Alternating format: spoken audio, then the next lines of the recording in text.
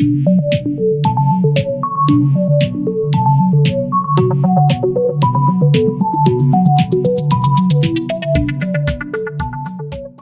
episode of Python programming, where inside today's video we're going to be talking about functions. Programmers love shortcuts that make writing code easier. One of the most common shortcuts is to give a name to a block of code. Oh wait, one second. Before we start, don't forget to subscribe to the channel and hit that like button, so every time I upload a fire video, you're not going to miss it. Programmers love shortcuts that make writing code easier. One of the most common shortcuts is to give a name to a block of code that does an especially useful job. Then instead of having to type out the whole block each time you need it, you simply just type its name. These named blocks of code are called functions. There are a number of special words that coders use when talking about functions. First one is called call. Call means to use a function. Define. When you use the def keyword and write the code for a function, coders say you define the function. You also define a variable when you first set its value. Parameter, a piece of data, information, that you give to a function to use. Return value, data that you pass from a function back to the main code. You get it using the keyword return. Okay, now, how do we use a function? Using a function is known as calling it. To call a function, you just type the function's name, followed by a set of brackets that contain any parameters you want the function to work with. Parameters are a bit like variables that belong to the function, and they allow you to pass data between different parts of your program. When a function doesn't need any parameters, the brackets are left empty. Python has a number of built-in functions that you can use in your code. These are helpful tools that let you do lots of tasks, from inputting information and showing messages on the screen to converting one type of data into another. You've already used some of Python's built-in functions, such as print and input. Have a look at these examples. Why not try them out in your shell? Okay, let's start out by making a variable called name and make that an input. This asks the user to type in their name, right? And if we print, we know that if we print greeting, this shows the content of the variable greeting. Okay, that should be very clear. Let's start by talking about the max function. The max function selects the maximum value from the parameters you give it, like this. So we're going to use the max function, and let's enter some random numbers. Okay, this function should tell us the maximum number, whichever has the highest value. We need to print it. Whoops. We need to print it.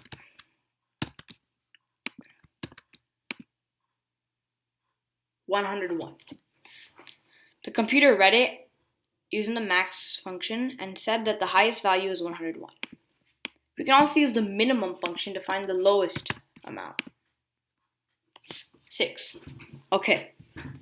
There are also many other ways of calling a function. Some of the other different types of data we've come across so far, such as integers and strings and lists, have their own functions. These functions must be called in a special way. You type the data or the name of the variable holding the data, followed by a dot, the function's name, and finally brackets. Let's test out some code snippets in the shell.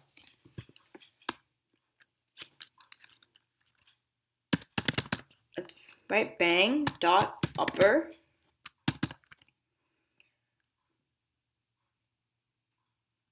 We're going to type our data, and then we're going to write upper. The upper function takes an existing string and returns a new string in which all the lowercase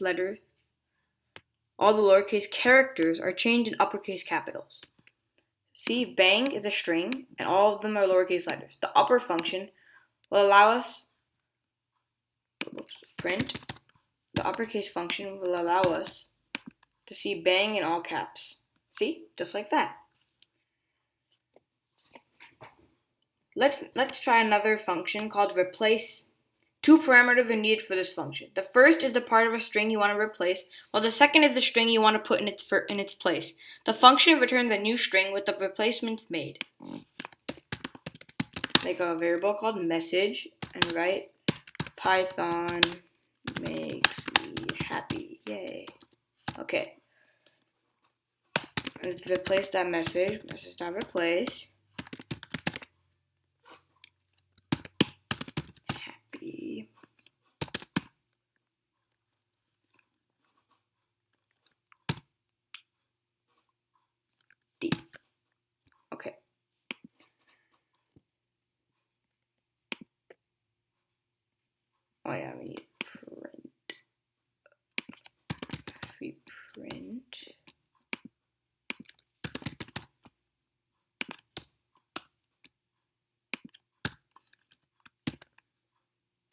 There, we can print our message.replace. See, Python makes me happy. As you can see, this method replaced the word happy and replaced it with this string. That's simply very easily what the replace function does. There's also one last function called reverse.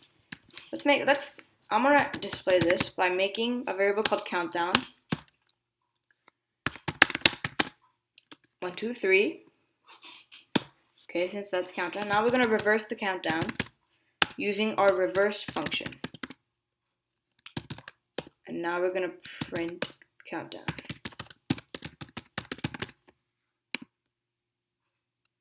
3, 2, 1. See? Using the reverse function, the countdown was reversed, and instead of 1, 2, 3, it became 3, 2, 1. Use this function when you want to reverse the order of any of the items in a list. So if you write all the items in reverse order, you can use the reverse function to get them back to the right order. Here it's used to reverse a list of numbers stored in the variable countdown. Instead of printing the list as 1, 2, 3, the function makes it print 3, 2, 1. Now let's get into a little bit of the hard part. Well, it's not that hard, but once you learn it, it'll become very easy. Let's make a function. The best functions have a clear purpose and a good name that explains what they do. Think of the check_guess function used in the animal quiz we created a few days ago. Follow these instructions to create or define a function that calculates the number of seconds in a day and then prints the answer on a screen. Let's define a function. Create a new file in your IDLE, or just create a new REPL, or you can continue with this REPL. Okay, remember, with the function, you always have to start by defining. So we're going to use def, and now we're going to make a variable called seconds per day. And we need parentheses and a colon. Now let's say the hours equal 24. We're going to have to keep it under the def and make sure you indent because it's part of the function. The keyword def tells Python that this block of code is a function. The lines after the name must be indented 4 spaces to show Python that they are part of the function. One of them is hours. The second one we're going to make is minutes. Since minutes equals hours 60. Yeah, because the total amount of minutes is the total amount of hours times 60. And the total amount of seconds is equal to the minutes times 60. As you know, this symbol stands for multiplication. Now if we multiply the whole thing by 60, and then at the end we're going to print seconds. Okay. Now we want to call the function, right? Let's create a command that will call the function for us. We're going to call it print seconds per day, right? That's the function name. And don't forget your parentheses. And the shell should print 86,400. That's how many seconds there are in a day. See, functions can be so useful. Instead of just printing this entire thing all over, you can just summarize it and use this. Functions can be so useful in programming. Now let's add parameters. If you want to give your function any values to work with, you put them inside the brackets as parameters. Like here. For example, to find out the total number of seconds in a particular number of days, change your code to look like this. The function now has the parameter days. So we're going to change your code to look like this. Days. And we're going to say hours equals days times 24. Since there are 24 hours in a day. The first line is the function parameter. The second line uses the parameter days. And the third line, we're going to give a value to the parameter days. So we're going to say 7 days, which is 1 week. There, 604,800. That's how many seconds there are in 1 week, or 7 days. Now let's return a value. Once you have a function that does something useful, you want to use the results from that function in the rest of your code. You can get the values out of a function by returning them. Change your code as shown, I'm going to show you, to get the return value from your function. You should rename the function to match its new purpose. Don't try to run the code just yet though. Okay, let's change our code let's change our variable to make it more simple. Convert days to seconds.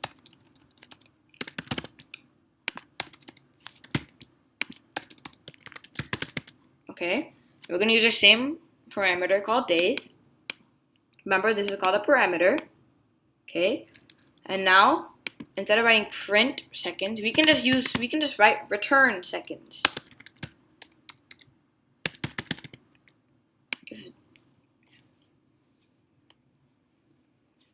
this line that called the function is deleted, as the new function now has a new name and purpose.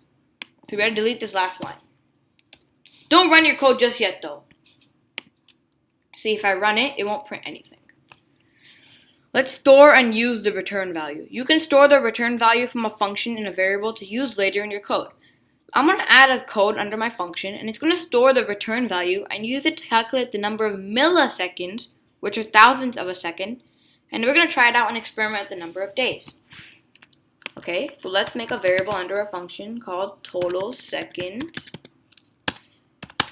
and make that equal to our function. Okay, now our new variable total seconds is going to be equal to our function called convert days to seconds, and we're going to use our parameter called 7.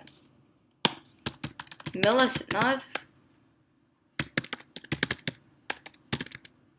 make another variable called millisecond and say that variable is equal to the variable total seconds times 1000, since milliseconds are 1000th of a second, and let's print milliseconds. Let's see what we get. Our final total is the amount of milliseconds in 7 days. And as you can see, this number is insanely large. And it's around 604 million milliseconds. Think about it. 604 million milliseconds have passed in the last week. It's kind of crazy to think about it. In step 3, we change the name of our function print underscore seconds per day to convert days to seconds. Just like with variables, it's important that the name you use accurately explains what the function does. That's why our function name is this, convert days to seconds, because that's what we were doing. So to make it easier for you to remember, your variable name or function name should be what you're trying to describe. The rules for naming functions are similar to those for variables. Function names can only contain letters, numbers, and underscores, but they should begin with the letter. If there are several words in the name, the words should be separated by underscores, not spaces. Spaces do not work in Python. Well, that should be it for this video. I'm thanking you guys for 200 total subscribers. Thank you so much. Let's reach 500 by the next week. Our channel is continuously growing, and I hope you guys enjoy my Python. Check back in for my next lesson, where I'm going to be teaching you guys how to make a game, which you can play anytime you want. It's going to be really fun. I'm not going to give out any sneak peeks, but I'm going to be telling you that it's going to be very interesting and fun to play and code. It won't be that easy. I'm going to take you guys through it, and I hope you enjoy it. Okay, don't forget to subscribe to the channel, like the video for more quality Python programming. I'll see you guys next time. Have fun.